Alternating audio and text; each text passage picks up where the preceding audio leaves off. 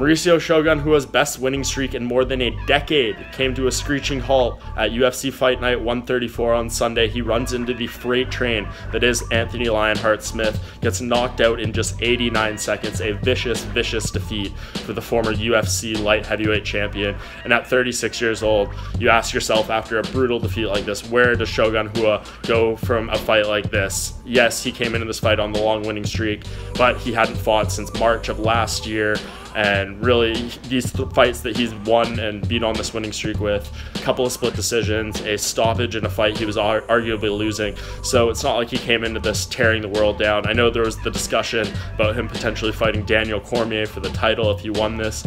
Obviously, in hindsight, that seems somewhat ridiculous, seeing how the fight went down against Anthony Smith. But take nothing away from Shogun. He obviously is a legend of the sport. He's done it all. He's been there, done that. Pretty much every major accomplishment you can have in this game. And credit to him for taking a fight against Anthony Smith like this. Didn't have to do that when his original opponent fell out. Obviously lost the Volkan Ozdemir fight where he had a lot to gain twice in a row, and he still goes forward with this, decides to compete against Smith, and obviously just does not go his way. He seems to want to continue competing. He seems to want to see if he can hang with these guys. We'll see how he feels after a loss like this. It's going to be real tough for him to get across, these young, upstart, hungry guys, and much less the absolute championship contenders in this weight class.